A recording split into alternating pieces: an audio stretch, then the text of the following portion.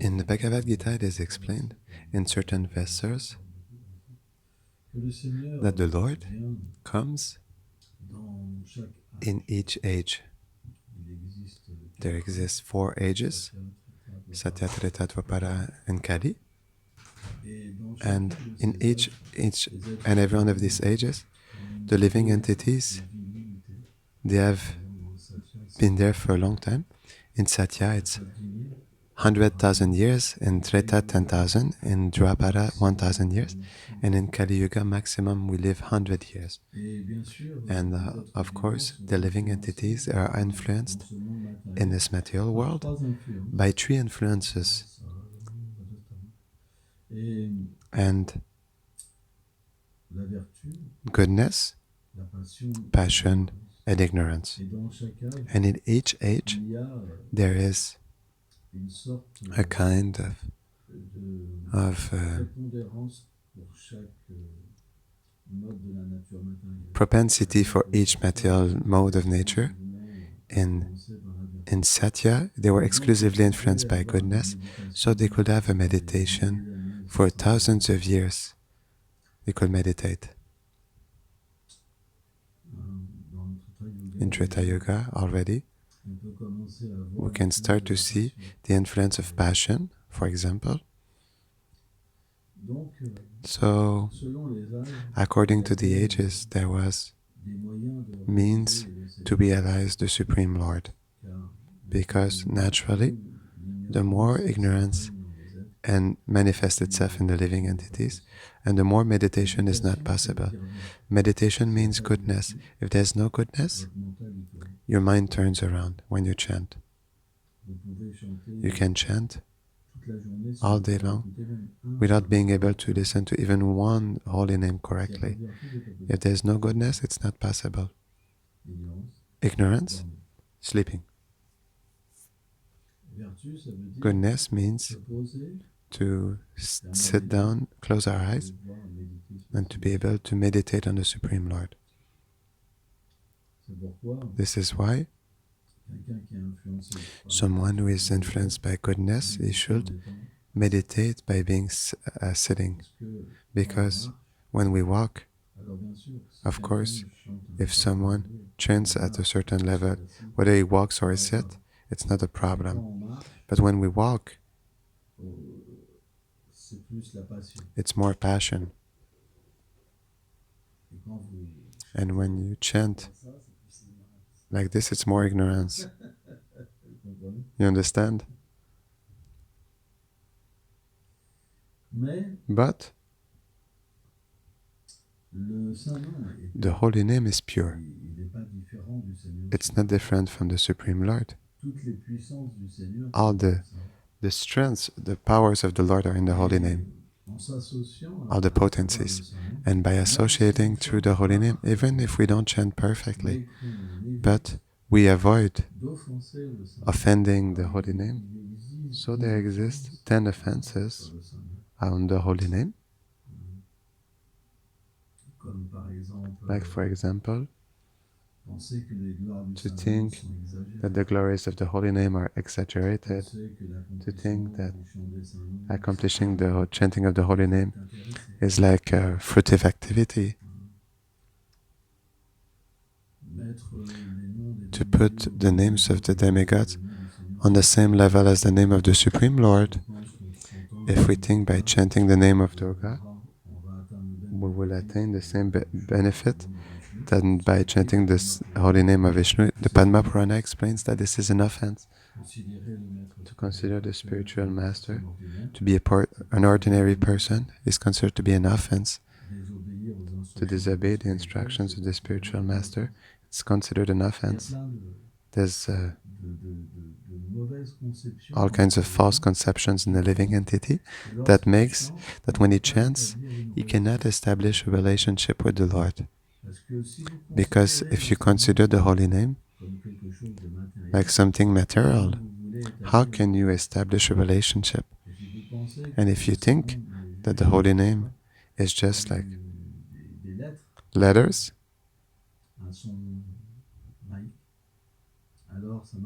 so it doesn't work.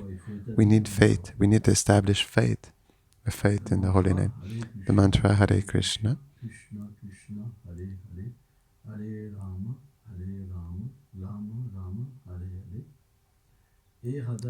is Radha and Krishna, this mantra. This is what Oratra has explained to us. Bhaktivinoda Thakur, Vishwanath Chakravarti Thakur, and others, Jiva Goswami and others, they explain that the Maha Mantra is Radha and Krishna. Hare refers to Shrimati Radharani, or it can refer also to Hari. Depends on the conception, depends on the absorption and the state of mind in us. But in any case, Radharani is always present.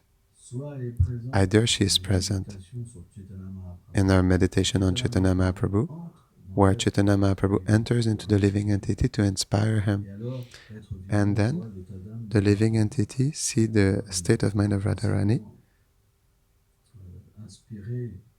becomes deeply inspired by the state of mind of Srimati Radharani, and he can feel the feelings of the Supreme Lord. Or he can feel the feelings of Radha and Krishna.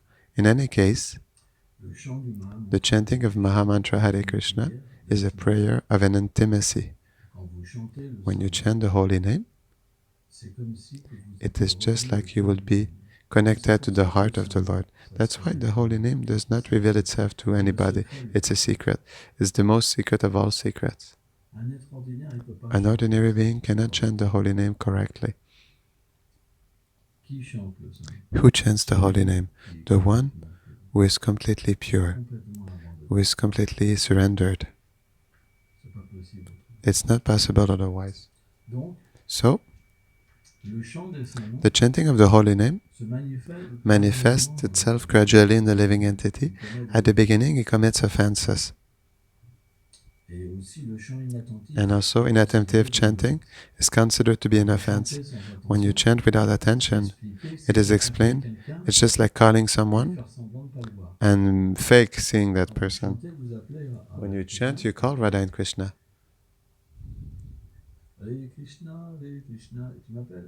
You're calling me? It's how you do when you chant like that. So it's considered like an offense. In fact, the Acharyas explained that inattentive chanting is the root of all offenses. Because chanting is just like a wish-fulfilling tree. It fulfills all desires, so everything you think will happen when you chant.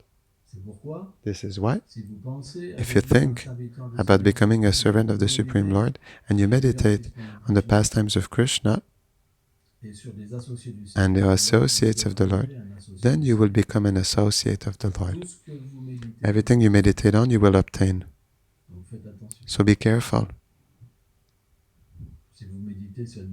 If you meditate on a washing machine, you will obtain a washing machine. But is that the goal, to have a washing machine? Wealth, beauty, children, no suffering, or to become God, which is impossible. But even this, Krishna can make you believe. One time, I saw a yogi. We did a page. His disciples were worshipping a yogi. He was saying he was the source of everything, that he could even move the leaves. But Krishna, why he speaks like that? Because Krishna can touch everybody, is in the heart of the living entity. If someone wants to think he is God, Krishna can make them believe that. I remember I saw once. I won't say his name because she is famous. She is dressed all in white and she does darshan. And there was a tsunami. And she has an ashram where tsunami passed. Everyone was taking shelter of her. She is not God. Still, people worship her like the universal mother. This is the age of Kali. It's the age of hypocrisy. That's why there's a lot of false avatars. It's full of them. It is explained like in the age of Kali, it lasts 432,000 years. We spent only 5,000 years. The avatar Kalki, he appears at the end of the age of Kali. So, in 420, 31, 29,000 something, yeah. And he already appeared on earth many times. And why people? They believe because they make because these people they manifest apples, jewels, and people believe in them. They say, oh, it's God. He manifested an apple. It's true, it works. You can see videos of Sai Baba, the magic tricks. There were professional magicians that went behind him to show the same tricks. And they said, don't believe him, he's a big cheater. And you can see their lies, how much they are attached to sex life. Really attached to sex life.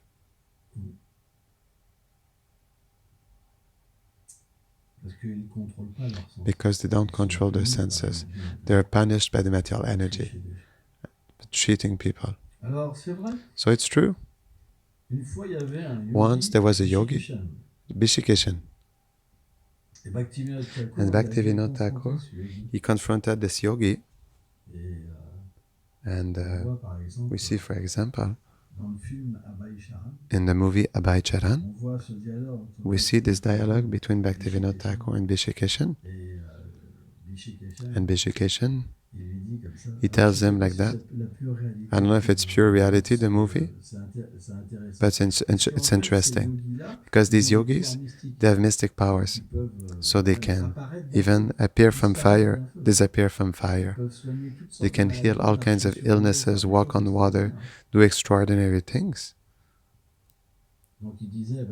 So they were saying to Bhaktivinoda Thakur, look what I am doing. He said, yes, Bhaktivinoda Thakur, but you cannot say you're God because you know you're not God.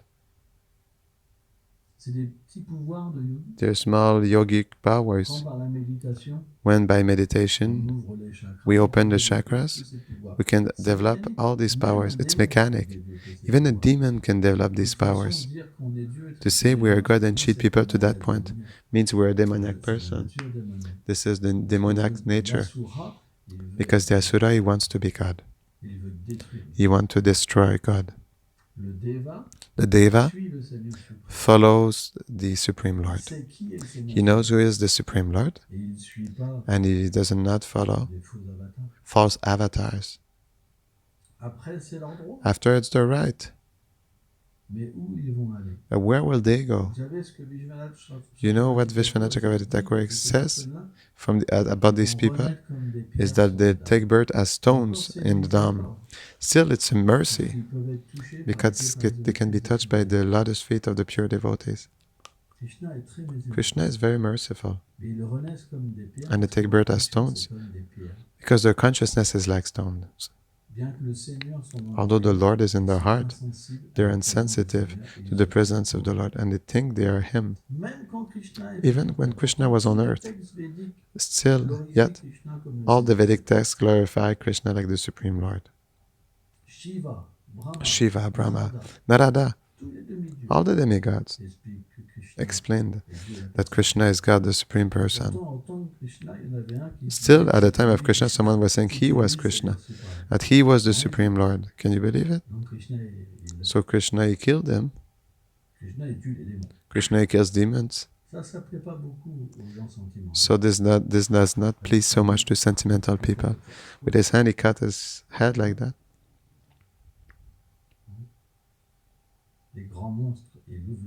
Big monsters, they open their mouth like that. There's a bloody side. There's a sweet side. That's true.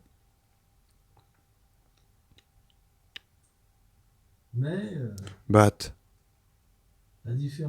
the difference is that when Krishna kills, or when Krishna, he embraces you, it's the same result because it's the Supreme Lord. He liberates people. But there are no ordinary demons. They always reappear in the pastimes of the Supreme Lord. Because Krishna likes to fight. But in his kingdom up there, in Golok Vrindavan, there are no demons like that. Ferocious demons. Super powerful. So, he manifests them in this universe to be able to show his chivalry. Still, it's not much, because Krishna manifests billions of things through his partial manifestation of Vishnu, so it's not much for him. But it is part of his pastime. Why? Because, for example, if we share the story of the appearance of Radha, it's a very beautiful pastime. There was a great demon, a king, Adishtasura. He was so tall, the bull, that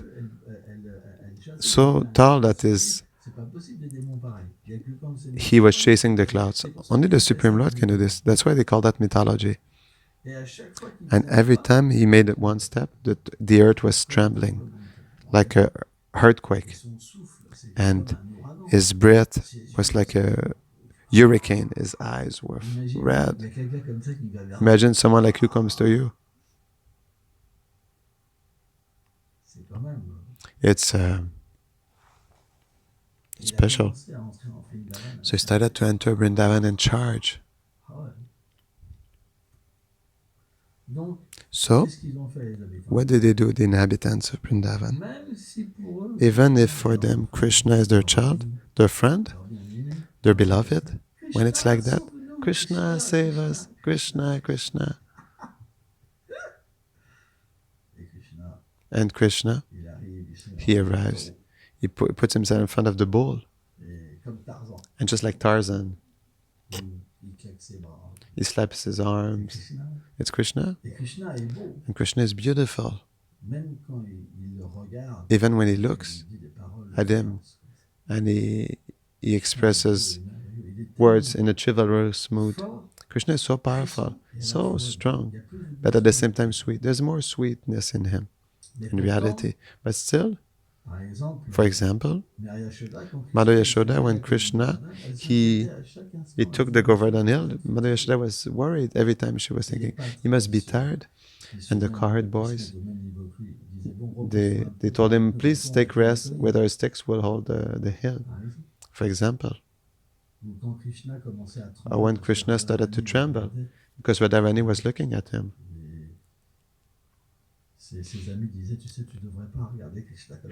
Her friends was telling him, you should not look at Krishna like that, because you understand.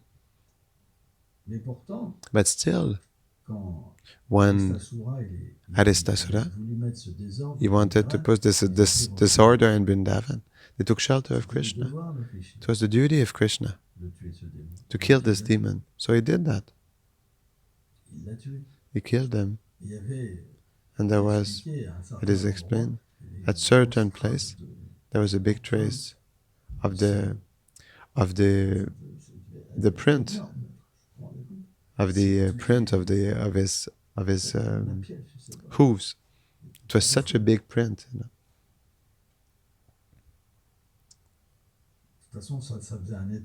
It was like a swamp, like a small pond.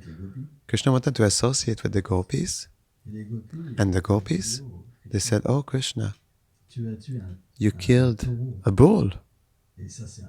And this is forbidden. So you're contaminated by this sin. So she was laughing, but at the same time, they put a barrier. There was really a barrier because they're strong, the gopis. They have bhakti, they have devotion, they're very strong, very strong. By their through their beauty, their charm, through their form, they're very powerful. Krishna is subjugated by their love.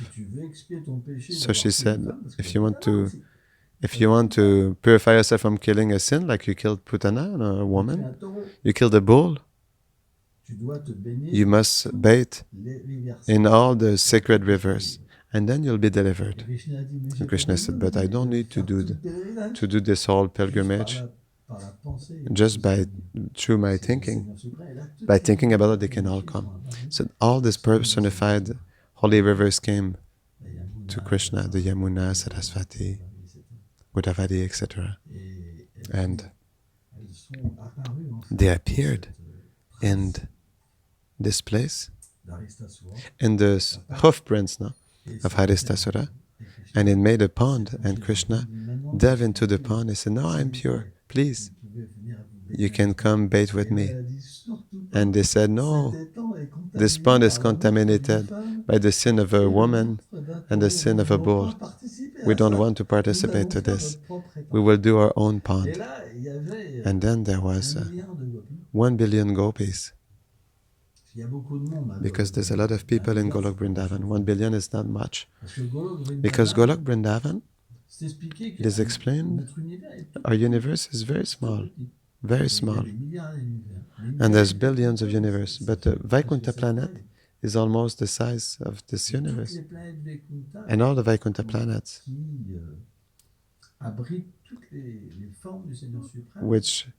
where we can find the form of the Supreme Lord, Goloka Vrindavan is as big, So to have 1 billion is nothing. It's the biggest planet.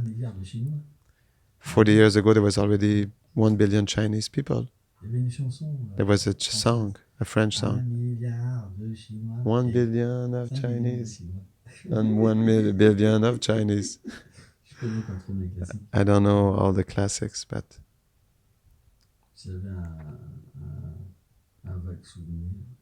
I had a vague memory of that. And so, what did they do, the gopis? They took their bracelets and they started to dig with their own hands and bracelets. And they did a chain to bring the water of Manasi Ganga up to the place just next to Shyamakund to do the Radhakund. It was hard. It was really hard. And most of all, Radharani, she has a special place. Radharani, it's very intimate. It's hidden. Nobody knows the glories of Radharani. It's very rare. It's exclusively reserved to very special living entities. And the desires of the holy waters were to serve the lotus feet of Radharani. So they came out personally, they prayed Radharani to be engaged in her service. And Radharani, she has a different nature from Krishna. Krishna sometimes, he has like a trickster side. It's not a fault, it's a quality that is in him, the Supreme Lord. And sometimes there's a little of pride. It's part of the game. For example, when you say, I don't need to go all around the holy places, but the holy rivers can come. But Radharani, when the holy rivers prayed, she was still in wonderful humility. And of course she accepted. And so, when the two wonderful lakes manifested, Radha and Krishna bathed in one and the other, in each lake, and they both said wonderful words. Radharani, she said that all those who will swim in the Shyamakund, take bath, who will worship Shyamakund, will be very dear to me. And Krishna said naturally, all those who will take bath in Radhakund and who will worship Radhakund will be very dear to me. In fact, Rupa Goswami explains that Radhakund is the most elevated place on the planet because Radha and Krishna manifested themselves in a liquid form, just like they manifest themselves in different forms. So all this to tell you that the pastimes of Krishna are so wonderful. Although he kills demons, he uses demons also to accomplish his pastimes. The trace, the hoof prints of Adhistasura is the proof. Look at that, at Agasura, for example. Agasura, he took the form of a gigantic python. Gigantic. So why? Because Kamsa sent them to kill Krishna. The description they had often was that he had like a beautiful yellow body, a shining peacock feather on his head. And Agasura, he was killed by Krishna. I won't share the pastime. He was killed by Krishna, but he had a gigantic mouth and he was very tall. When the cowherd boys, they saw this gigantic snake, at first they thought, oh, Vrindavan manifested a game playground for us. Then when they started to smell his guts, his breath, it was smelling very bad. You know, people who don't have cleanliness, their mouth smells bad. We call that like the breath of a crocodile. Because in their guts, just like in Agasura, there was dead people. It smells bad. It rots in there, and when he speaks, then there's a foul smell that comes out.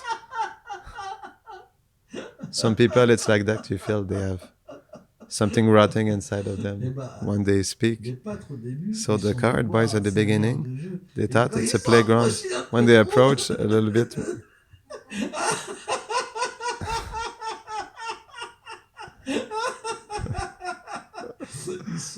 they thought, oh, it looks more like a gigantic demon who wants to swallow us.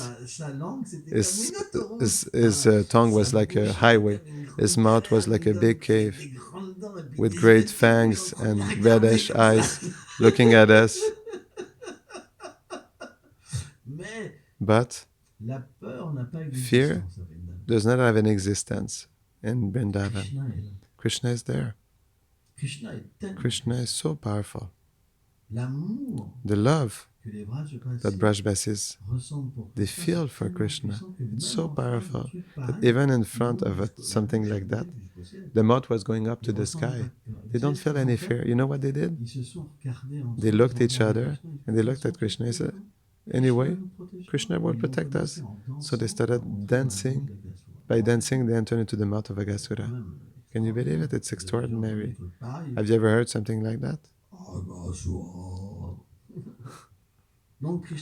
So Krishna killed him. But when the body dried up, it became a playground for the cowherd boys. What can we do? Vrindavan is so wonderful. Putana, she was 18 kilometers high. 18 kilometers. Even the big towers are not this size in the United States, in New York. Where's is there like a tower that it is 18 kilometers high? No, 18 kilometers. So when Putana was killed by Krishna, and when they killed her body, when they rolled her body, they they chopped it up in pieces. It smelled like aguru wood. It smelled like aguru because she was purified by Krishna. So Krishna, when he comes on earth, he accomplishes pastimes. Why pastimes? Because he doesn't work. The Lord does not need to work. He plays.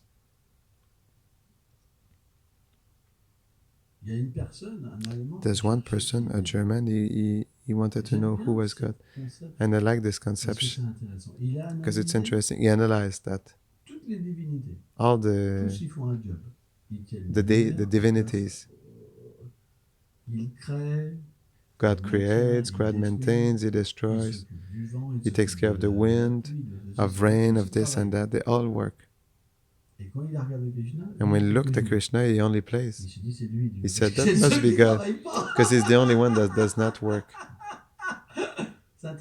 It's interesting, because the conception of the absolute truth is that everything exists by Him and for Him. You understand? And we see Krishna as pastimes. It's just love. It's just love. It's the object of love. Just He exists for His devotees.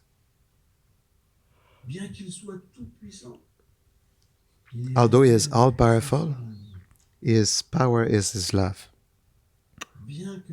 Although fear personified and time personified create fear in all living entities, and that they are under His direct orders, Krishna is afraid of the stick of Mother Yashoda. Krishna fascinates all living entities, but still is fascinated.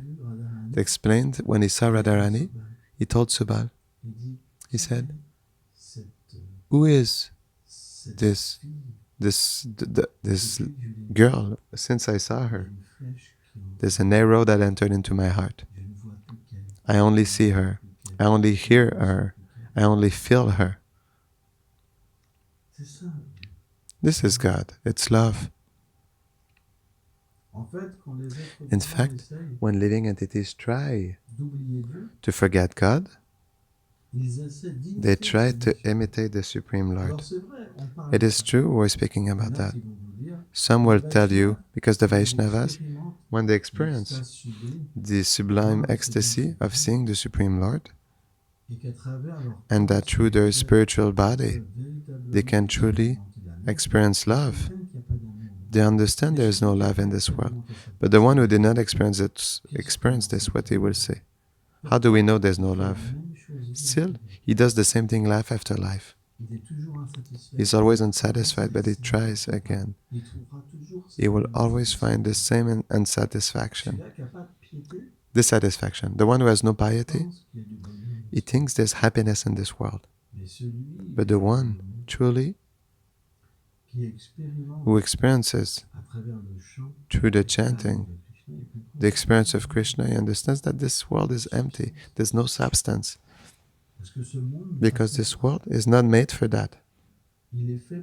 It is made so that we have a bad experience and that we want to go back to the Supreme Lord. This is why it is manifested. So it cannot give a perfect experience. It's like it's an illusion. We will only encounter suffering. But someone interesting, what does he think? By chanting purely, I will be able to become an associate of the Lord. And this is where he puts all his strength and nothing else.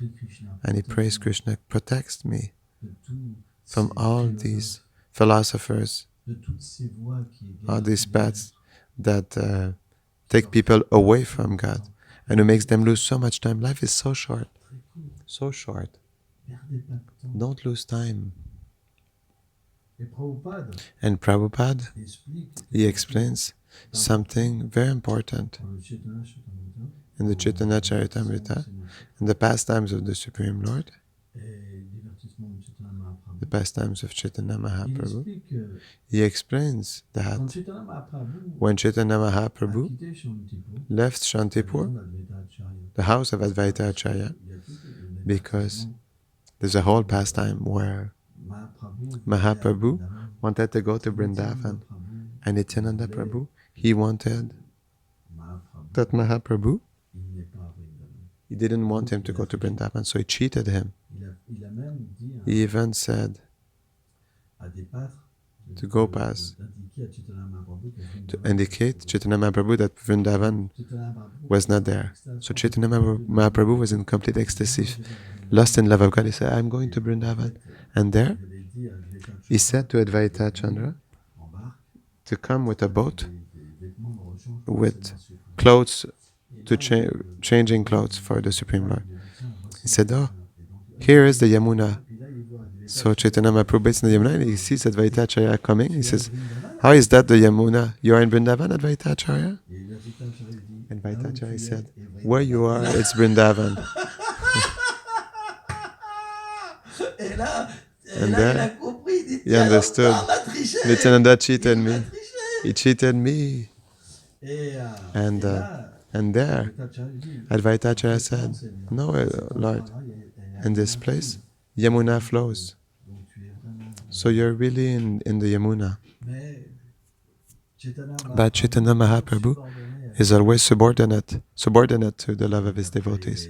So after he was invited, all devotees, they came to take the Lord. It was a wonderful festival. Sachimata was able to see the Lord again. So wonderful. Jai Go.